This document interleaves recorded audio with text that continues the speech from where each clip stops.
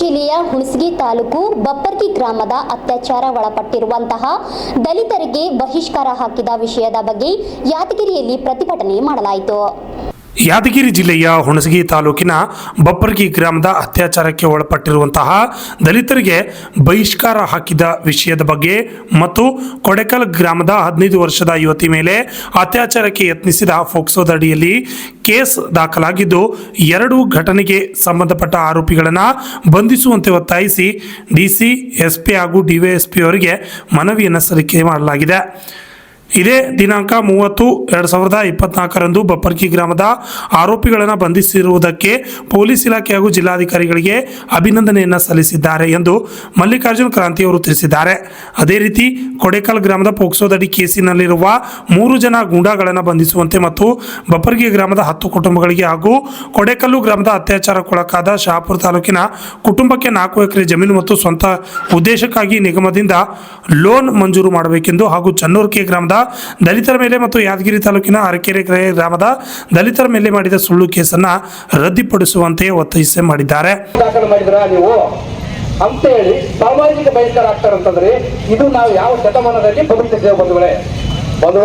ಇವತ್ತು ಕೊಡೆಕಲ್ ಗ್ರಾಮದಲ್ಲಿ ಸುಮಾರು 2 ತಿಂಗಳಾಯ್ತು ನಲಿಯೊಪ್ಪು ಕುಮಾರಿ ಐಶ್ವರ್ಯ ಎಂಬ ದಲಿತ ಮಹಿಳೆಗೆ ಅತ್ಯಾಚಾರ ಮಾಡಕ್ಕೆ ಪ್ರಯತ್ನ ಕಾಮುಕರು ಇವತ್ತ ರಾಜ್ಯೋತ್ಸವವಾಗಿ ಮನೆಯಲ್ಲಿ ಗೌರವವಾಗಿ ಬೆಚ್ಚಿದ್ದಾರೆ. ಪೊಲೀಸ್ ಇಲಾಖೆಯವರು ಜಗಳ ಮಾಡಕ್ ಬರ್ತಾರೆ ನಮ್ಮ ಜೊತೆ. ದಯವಿಟ್ಟು ನಮ್ಮನ್ನ ಅರ್ಥ ಮಾಡ್ಕೊಳ್ರಿ. ನಮ್ಮದು ತ್ರಾಸ ಅರ್ಥ. ಇವತ್ತು ಕಾನೂನು ಇರೋದು ಮಹಿಳೆಯರಿಗಾಗಿ. ಅದು ಗೊತ್ತಿರೋ ಗೊತ್ತಿಲ್ಲ ಇವರು ತಾಲೂಕು ಖಾಸಗಿ ಆಸ್ಪತ್ರೆಗೆ ಹೋದ್ರು.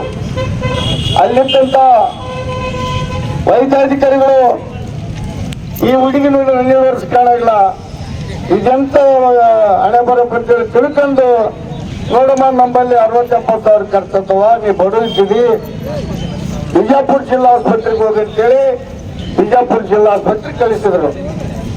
ಅಲ್ಲಿ ಆ ಯುವತಿ ಆ ಮಗನ ನೋಡಿಸಿ ಅತ್ಯಂತ ಲೇಡಿ ಡಾಕ್ಟರ್ಗಳಿಗೆ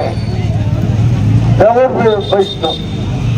ಏನಮ್ಮ ಮದುವೆ ಆಗಿರೋದಿಲ್ಲ, ಹೆಂಗೈತದು ಬೆದರಿಸಿ ಕೇಳಿದಾಗಿಲ್ಲ, ನಮ್ಗೆ ಹಿಂಗೆ ಅನ್ಯಾಯ ಆಗಿದೆ ಅಂತ ಹೇಳಿದ ಮೇಲೆ ನೇರವಾಗಿ ಬಿಜಾಪುರ ಜಿಲ್ಲಾ ಆಸ್ಪತ್ರೆಯಿಂದ ನಾಡಪುರ ಪೊಲೀಸ್ ಸ್ಟೇಷನ್ ಮೆಸೇಜ್ ಬಂತು, MNC ಬಂತು. ಆ ಪ್ರಕಾರದಲ್ಲಿ ಆ ಯುವತಿಗೆ ನಂಬಿಸಿ ಗರ್ಭಿಣಿ ಮಾಡಿದಂಥ ಯುವಕನ ಮೇಲೆ ಪೋಕ್ಸೋದಡಿ ಕೇಸ್ ಆಯಿತು. ಆ ಘಟನೆಯಲ್ಲಿ ಪೊಲೀಸರು ಯಾವುದೇ ತಾರತಮ್ಯ ಮಾಡಲಂತ ಬಂಧಿಸಿದ್ರು. ಅದಾದ ನಂತರ ಇವತ್ತು ಚೈತ್ರಿಯಲ್ಲಿ ಈ ಮಾದಕ ಸುಳ್ಳು ಮಕ್ಕಳು ನಮ್ಮ ಸಾವಿರಾರು ಕುಟುಂಬಗಳ ವಿರುದ್ಧ ಕೇಳೋದವರಿಗೆ ಪೊಲೀಸ್ ಸ್ಟೇಷನ್ ಕರೆಸಿಕೊಟ್ರು ಅಂತ ಹೇಳಿ ತಿಳ್ಕೊಂಡು ಆ ಯುವತಿಗೆ ಸಂಬಂಧಪಟ್ಟಂತ ಯುವಕನ ವಿಚಾರಿಸಿದ್ರು. ತಮ್ಮ ಆತ ಈಗದ ಒಂದು 5 ಲಕ್ಷ ಕೊಡ್ತೀವಿ, ನೀವು ಕಾಂಪ್ರಮೈಸ್ ಆಗ್ರಿ ಅಂತೇಳಿ. ಆ ಯುವಕನಿಗೆ ತ್ರಾಸಾಗಿ ನಮ್ದ ನಿಮ್ಮ 5 ಲಕ್ಷ ಬೇಡ್ರಿ. H M Haldar, RJ32 Kannada news, Surapura.